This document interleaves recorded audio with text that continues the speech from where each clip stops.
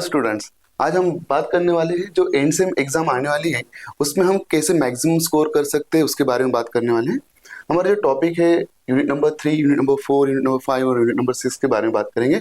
उसमें आपने देखा है entropy and the availability unit number 3 में उन्होंने ऐड किया है। तो एग्जाम पैटर्न में जनरली एंट्रोपी पे एक क्वेश्चन रहेगा और न्यूमेरिकल रहेगा अवेलेबिलिटी पे, या अवेलेबिलिटी की थ्योरी क्वेश्चन और एंट्रोपी का न्यूमेरिकल, ऐसा एक पेपर पैटर्न हो सकता है। उसमें आपको जो थ्योरी करनी है एंट्रोपी की, उसमें आपको फोकस करना है क्लॉसियस इनइक्वालिटी पे, क्योंकि ये जो क्वेश्चन था, क्योंकि ये जो टॉपिक है यहाँ पे आप देख सकते हो सेकंड यूनिट के एंड में भी था क्लॉसियस इनइक्वालिटी और थर्ड यूनिट के स्टार्टिंग में भी।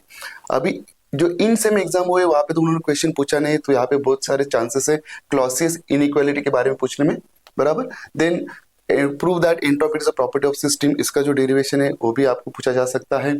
Principal of increase of entropy ये आपको पूछा जा सकता है, और principle entropy changes for the open and close system, इस पे इतना क्वेश्चन नहीं पूछा जा सकता, लेकिन न्यूमेरिकल जो है जिस जो दो चार टाइप की उसके न्यूमेरिकल है वो कंफर्म उसमें पूछे जा सकते हैं, उसमें से कौन सा भी तो पूछा जा सकता है। Then in case of availability की थ्योरी बहुत ही सिंपल है, आपको डेफिनेशन पूछी जा सकती है, डेड स्टेट क्या रहती है, अवेलेबल एनर्जी क्या रहती है, नॉन अवेलेबल एनर्जी क्या रहती है। देन डेरिवेशन जो दो तीन डेरिवेशन है, for example for the infinite temperature, finite temperature, then difference between temperature, जो कुछ डेरिवेशन था उसमें उस पे क्वेश्चन पूछा जा सकता है। उस पे न्यूमेरिकल बहुत ही सिंपल न्यूमेरिकल रहते हैं अवेलेबिलिटी के। सो आप अवेलेबिलिटी के न्यूमेरिकल और एंट्रोपी की थ्योरी कर सकते हैं, या एंट्रोपी की थ्योरी और अवेलेबिलिटी के न्यूमेरिकल कर सकते हैं, आपको यहाँ पे फुल मार्क्स मिलने वाले हैं।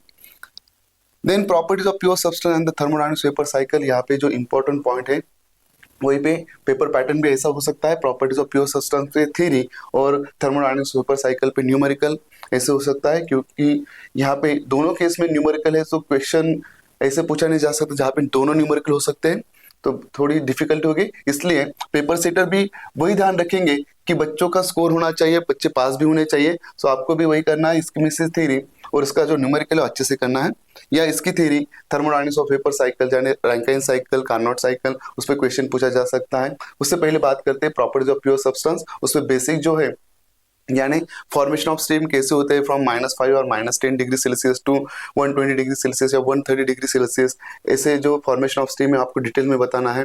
देन प्रॉपर्टीज ऑफ स्ट्रीम के बारे में बताना है, यानी जो एंथैल्पी रहती है, एंट्रोपी रहती है, देन जो स्पेसिफिक वॉल्यूम रहता है उसके बारे में भी पूछा जा सकता है। Then the PV, TS and HS plot आपको आना चाहिए। डायनस फ्रैक्शन, उस पर क्वेश्चन पूछा जाता है, डायनस फ्रैक्शन की डेफिनेशन बताओ। फिर जो डिफरेंट डिवाइस है उसमें एक थ्योरी क्वेश्चन पूछा जा सकता है, यानी कैलोरीमीटर्स पे जो barrel, separating, throttling and combined वाला जो है उस पर क्वेश्चन पूछा जा सकता है, और उस पर न्यूमेरिकल, ऐसा इसमें तो पूरा सिलेबस है। सो आपको उसकी थ्योरी अच्छे से लिखनी है, और थर्मोडायनामिक्स ऑफ वेपर साइकिल का न्यूमेरिकल भी आप कर सकते हैं, उसमें न्यूमेरिकल के चांसेस जो है कार्नोट साइकिल और रैंकाइन साइकिल पे ज्यादा रहेंगे। या थ्योरी करने के बाद उसकी थ्योरी आप ऐसे कर सकते हो, थर्मोडायनामिक्स ऑफ वेपर साइकिल की रैंकाइन साइकिल और कार्नोट साइकिल में क्या डिफरेंस है, कार्नोट साइकिल आप बता सकते हो, explain the Carnot cycle, explain the Rankine cycle on the PV, TS and HS plot, ये भी क्वेश्चन होता है।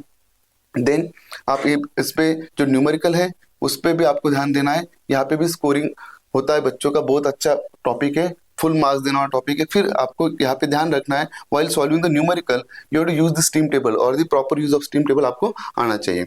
देन फ्यूल्स एंड कंबशन, ये भी अच्छा टॉपिक है, फ्यूल्स एंड कंबशन पे एक थ्योरी क्वेश्चन और न्यूमेरिकल कंपल्सरी आने वाला है। सो थ्योरी क्वेश्चन में आपको जो पूछा जा सकता है उसमें सिंपल डेफिनेशन भी पूछे जाते हैं, for example higher calorific value क्या रहती है, लोअर कैलोरीफिक वैल्यू क्या रहती है। देन इंपॉर्टेंट जो है कैलोरीमीटर्स, उसमें बॉम्ब कैलोरीमीटर, बॉयज कैलोरीमीटर, और जो एग्जॉस्ट गैस एनालाइजर है, या आप कह सकते हो आउटसाइड एपरेटस, इस पे भी क्वेश्चन पूछा जा सकता है। ये थ्योरी आपको अच्छे से करनी है, न्यूमेरिकल थोड़ा डिफिकल्ट रहता है इसमें, केमिस्ट्री जिनके अच्छे है वो अच्छे से सॉल्व कर सकते हैं। बहुत सारे बच्चे न्यूमेरिकल ऑप्शन में डालते हैं, कोई प्रॉब्लम नहीं, लेकिन थ्योरी आप अगर अच्छे से करते हो तो यहाँ पे भी आपके मार्क्स मिल जाते हैं। Then steam generator and the boiler dot, ये भी अच्छा टॉपिक है। अगर आप देखोगे यहाँ पे तो स्टीम जनरेटर और बॉयलर डॉट, यहाँ पे भी क्वेश्चन पैटर्न फिक्स है, आपको क्वेश्चन पूछे जा सकते हैं स्टीम जनरेटर पे। Classification, define the steam generator, classification of steam generator, एक क्वेश्चन फिक्स रहेगा। Then boiler mountings and accessories, boiler mountings और एक्सेसरीज में आपको उसके लोकेशन और उसका फंक्शन आपको याद होना चाहिए, यानी माउंटिंग्स की डेफिनेशन, कौन कौन से टाइप की माउंटिंग्स रहती है, उसका लोकेशन और फंक्शन। क्वेश्चन ऐसा पूछा जा सकता है कुछ तो, write down the boiler mountings and also explain the location and the function, और इन्हीं उन्होंने कुछ तो दो चार दिए रहेंगे, उसके बारे में वो पूछा जा सकता है। देन न्यूमेरिकल बारे में बात करेंगे स्टीम जनरेटर्स पे, उसके एक थ्योरी भी क्वेश्चन है यहाँ पे, कौन सा वो रहता है, इक्विवेलेंट ऑफ इवापोरेशन क्या है, बॉयलर एफिशिएंसी क्या है, define equivalence of evaporation, define boiler efficiency, then how to prepare the heat balance sheet for the boiler. Okay, अगर आपको इस थ्योरी आ गई तो आपको इसका न्यूमेरिकल भी आसानी से आ सकता है, इसके लिए आपको स्टीम टेबल की यूज करना भी आना चाहिए। सो हीट बैलेंस शीट पे न्यूमेरिकल, और उस पे आपको calculation of equivalent of evaporation and the boiler efficiency, ये पूछा जा सकता है। अच्छा सा टॉपिक है, अच्छे से पढ़ना है। कंस्ट्रक्शन वर्किंग में ज्यादा डिटेल में नहीं जाना है, यानी for example fire tube boiler कौन कौन से हैं, वाटर ट्यूब बॉयलर कौन कौन से, उसके सिर्फ आपको नाम याद रखने हैं और आपको उसमें डिफरेंस आना चाहिए फायर ट्यूब बॉयलर और वाटर ट्यूब बॉयलर में, इस पे ये क्वेश्चन पूछा जा सकता है। देन बॉयलर डॉट में थ्योरी क्वेश्चन पूछा जा सकता है, या पूछते हैं बहुत बार what is mean by draught, what are different types of draught, और इसमें एक न्यूमेरिकल रहता है determination of height of chimney. अगर यहाँ पे जो थ्योरी है स्टीम जनरेटर की थ्योरी और न्यूमेरिकल जो है बॉयलर डॉट का न्यूमेरिकल भी आ सकता है, तो आपको उसमें की थ्योरी यानी बॉयलर डॉट की जो थ्योरी रहेंगे, कौन कौन से टाइप के ड्रॉट है, देन उस पे जो न्यूमेरिकल पूछने वाले, फॉर एग्जांपल न्यूमेरिकल भी बहुत सिंपल रहेगा, determine the height of the chimney, कुछ तो दो एक फॉर्मूला आपको यूज करने सिर्फ, और आपको यहाँ पे चिमनी हाइट डिटरमाइन करनी है। सो ऐसा टॉपिक है, आपको अच्छे से पढ़ाई करनी है। पढ़ाई करते टाइम आपको याद रखना है, प्रीवियस क्वेश्चन पेपर भी आपको देखना है, इसमें कौन कौन से क्वेश्चन पूछे जाते हैं। जैसे मैंने ऑलरेडी बताया कि इसमें कौन कौन से क्वेश्चन पूछे जाने हो सकते हैं या पूछे जा सकते हैं, तो आप उस पर ज्यादा फोकस करना है और मैक्सिमम स्कोर करना है। सो पूरा जो सिलेबस है 4 यूनिट का, जो हमें एंड से में पूछा जाने वाला है, उसमें सिर्फ फ्यूल एंड कंबशन के जो न्यूमेरिकल थोड़े डिफिकल्ट रहते हैं, बाकी सब न्यूमेरिकल बहुत आसान रहते हैं। As compare to the regular student, direct second year student का जो टॉपिक रहता है स्टीम जनरेटर और the properties of pure substance, वहाँ पे वो अच्छे से स्कोर करते हैं। ऐसा कुछ नहीं, रेगुलर स्टूडेंट भी करते हैं।